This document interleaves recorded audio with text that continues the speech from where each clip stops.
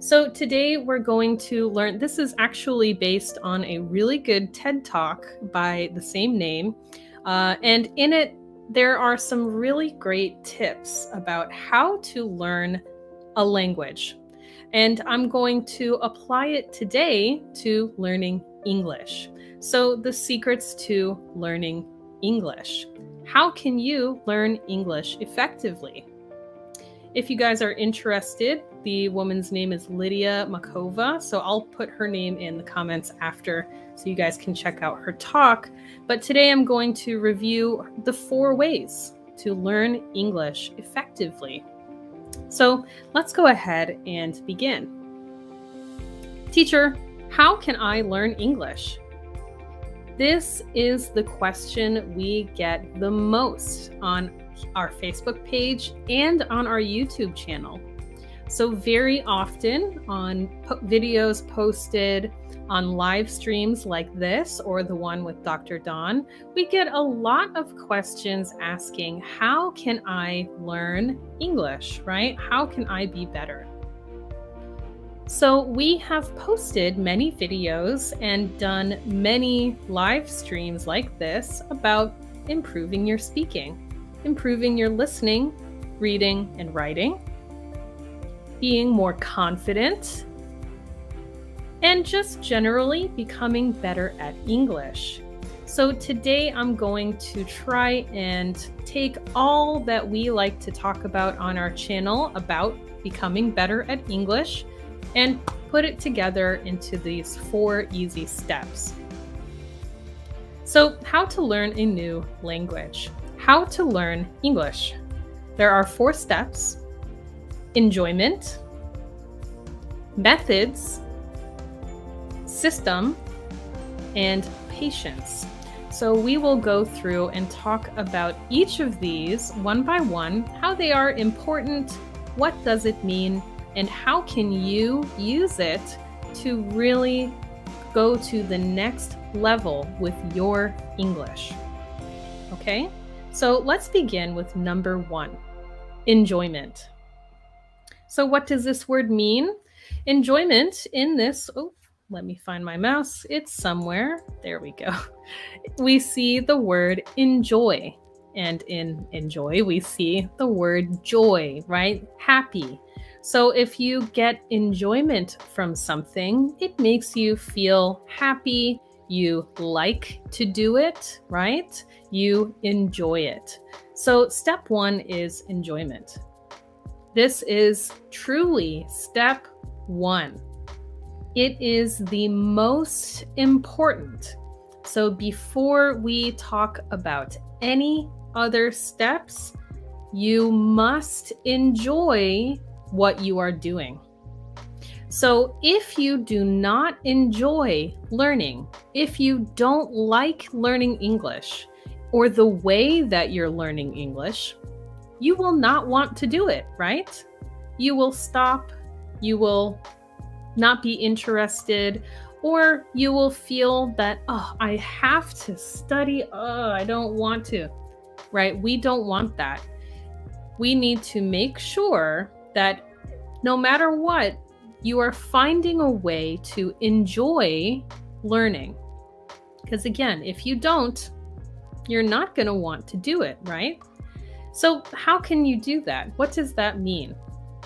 Often when we think about studying English or studying any language, we think of things like memorizing vocabulary, studying grammar rules, things that maybe you enjoy doing. I know I love learning new vocabulary, but not everyone wants to sit down and memorize 10 words a day or 20 words a week or what have you. Or maybe the way that they're doing it, flashcards or, grammar rules, right? Maybe you don't enjoy that. So you have to think about this question. What do you enjoy? Maybe you enjoy reading fiction books, meeting new people, going to coffee shops, playing sports, playing video games, watching TV, watching movies, photography, which is taking pictures, right? Painting, or listening to music. Or maybe there are so many more things, right? So right now, as you watch, think about this question. What do you enjoy? Anything. What are your hobbies? What do you like to do? What do you enjoy? Okay, so think about it for a minute. So for me, for example, I love to read. I read almost every day. I love to go to coffee shops. I love playing games, watching movies, so on, so on. What do you enjoy? Anything, right? There are maybe 1 million more things we could add to this list. Okay, so now that you have thought about maybe 3 to 5 things that you enjoy, now add English to it. Okay, so what does that mean? Well, that brings us to step 2, which is methods. Okay, so now that you have thought of some things you enjoy, we need to take those activities and add learning to them. Okay, a method is a way of doing something. You must use your interests to choose your learning methods. And notice here, oh, sorry guys, I always lose my, there it is. Your interests, your methods. What does this mean? Your methods will be unique or special to you. So you will not have the same methods as me. Maybe we'll have one similar method, but they will be different depending on what your interests are, okay? So we're going to make some methods. Another great thing to do if you're having a hard time is talk to others about how they learn too.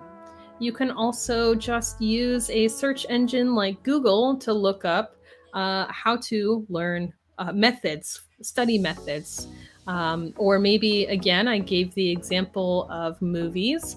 You can just search how to study English using movies, how to study English using blank, right? And you can find some interesting methods and find 1 or 2 that works for you. So next, now that you have thought about what you enjoy, let's talk about some methods. So here are some things that I might enjoy, right?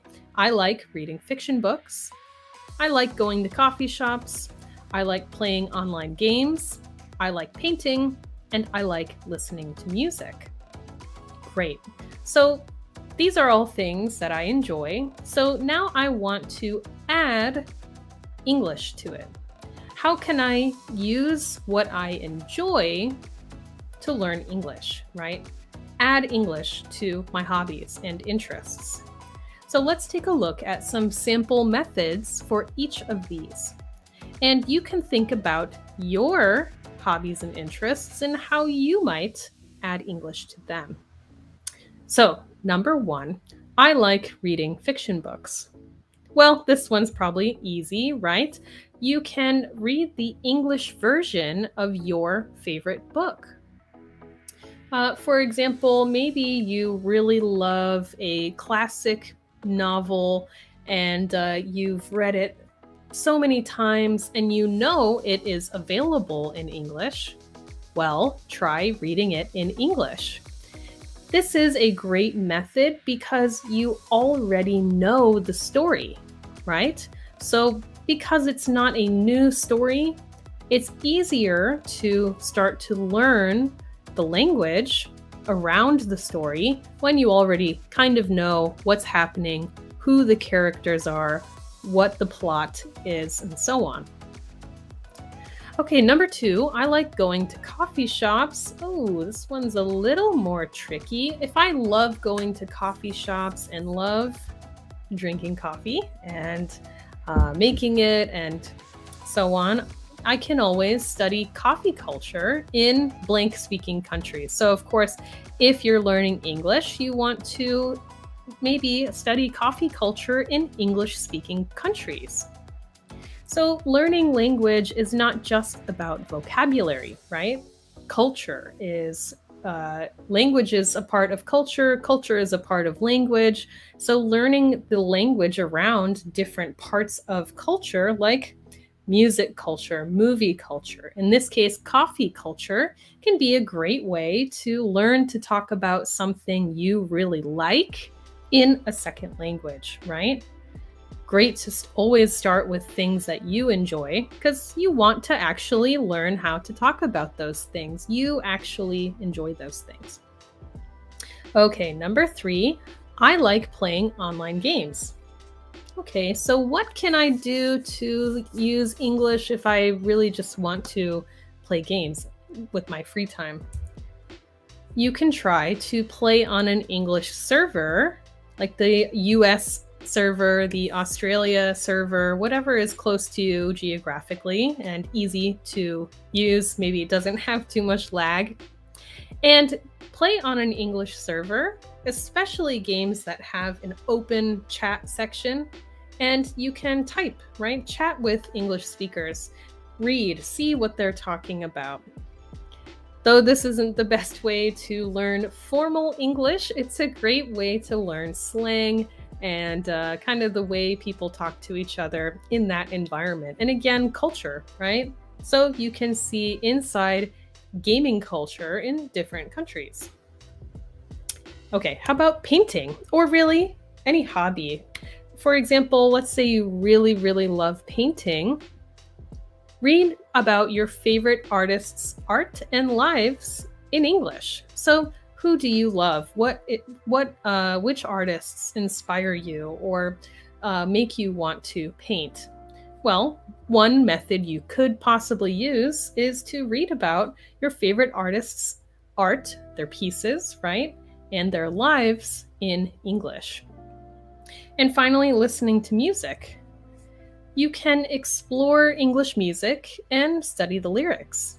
So again, each of these also has culture in it too, which is great, right? We're learning about coffee culture, gaming culture, paint, maybe art culture, music culture, and so on. So these are all example methods.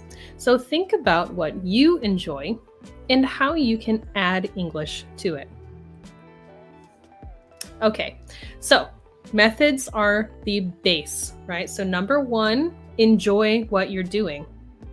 Number 2, make some methods based on what you enjoy. So let's say I've chosen those 5 things, right? So let's say these are my 5 methods. Okay, great. Read the English version of your favorite book.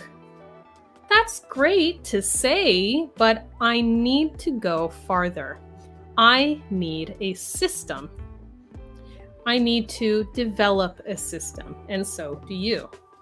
This means you need a study plan. So before we get to that, so we see here a calendar, right? I can't just say, I will read my favorite English book or my favorite book in English. Okay, when? For how often? How long will you read for? When will you do it? How will you fit it into your schedule? So if you're like me, you love having a plan, but maybe this doesn't come naturally to you. You don't really, no, I'll just do it when I can. So if that's how you feel, I want to tell you that this is a very, very important step. If you do not have a system that is doable, enjoyable, easy to stick to for you, then you won't get any farther. Okay, so let's talk about how to make a study plan. Your study plan should be SMART. So what is this? This is called an acronym. That's when each letter stands for a different word. So the S stands for specific, M stands for measurable, A, attainable, R, relevant, and T, time bound. So we're going to talk about all of these, but let's take a look at what these words mean first. So first we have specific. This means that I shouldn't just say, I'm going to read a book. Specific would be what kind of book, which book, how many pages, how often, what days, what times, and so on. Measurable. To measure something, we might think of like a ruler, right? Oh, it's 10 feet or 100 kilometers, right? But here we want to be able to measure our improvement, right? So whether that's I will read 25 pages a day until I finish the book, right? I can see my progress. Or I will study 15 vocabulary words a week and use them in my writing. Okay, and you can measure how many words you use and how many you're learning, right? Measurable. A is attainable. This means you can do it. Another word we might use is achievable. This means it's possible. You can do it. So don't say, I will study, I will read a book for 3 hours a day every day, because you probably won't, right? It probably will be impossible for you to do that. Maybe you will at the start, but a word we would use is sustainable. This means if it is not sustainable, this means you can't keep doing it. It's too much. So make sure it is doable, attainable, achievable, okay? Something you can do. Even if you only have 5 minutes a day to do something, do one of your methods, that's okay. Even just once a week, whatever works for you. The point is you have a system and you can do it. And there's no reason that you should have to stop, okay? The R stands for relevant. So this means that what you choose to do is it is important. It's useful, right? It is not something that you'll never use. So let's say this goes back to your methods, right? You want to choose methods that are that interest you, are based on your interests, and that you will actually use the language for, right? And finally, T means time bound. So whether that's I will read this book in 2 months, or I will give myself 30 minutes 3 days a week to do it, it needs to be time bound. So let's take a look a little bit closer at what these mean, okay? So specific. Make your goals specific and narrow for good planning, right? More effective planning. So it's, again, I could say read a book, or I could be specific and say read 15 pages of Harry Potter in English every week and highlight the words and write them down that I don't know and write them down on a separate place to study, right? Measurable. So you need to choose what your goal is. Is it that you want to learn more words? Is it that you want to read faster? What is your goal? Choose what you're measuring and keep track of it, right? So if you choose words learned, the number of words you learn, let's say you start off and you're learning a lot of new words and then it stops. Well, now you can change what you're doing, right? You need to measure. Attainable. Again, make sure you can do your goal. Make sure it is possible that your plan is doable. Relevant. It should match your goals, right? Don't do something that isn't important to you. And time-bound, realistic, and have an end date. I want to do this by this time. Having SMART goals is very important. Having a SMART system of learning is extremely important, and you can do it. So let's look at an example of a SMART learning goal for studying English, right? I've been talking about um, reading. So, for example, I will read Harry Potter for 15 minutes every day, right? That works for me in my schedule. I will look up words I don't know and quiz myself on new vocabulary each week. I will finish the first book in 2 months. Okay, great. So let's make sure we have each part specific. Yes, so I say how often, 15 minutes every day. Vocabulary quiz each week. Measurable. Well, I'm quizzing myself, right? I'm checking my learning. And if I'm not doing very well on my self-made quizzes, well, I can change what I'm doing, change how I'm reading, give more time to it. Attainable. Well, 15 minutes every day is attainable for me, and 2 months, that works. I can do that. Are relevant. Well, I always loved Harry Potter, and I know that there's a lot of really good language in there, so definitely relevant. And time-bound, yes. I have my daily goal, my weekly goal, and how long it will take me to complete. So use this as an example for how to create your learning system. Okay, so of course, you have to enjoy the methods you use and develop a system using them. And that's great. But the last step here is patience. This means being okay to wait, right?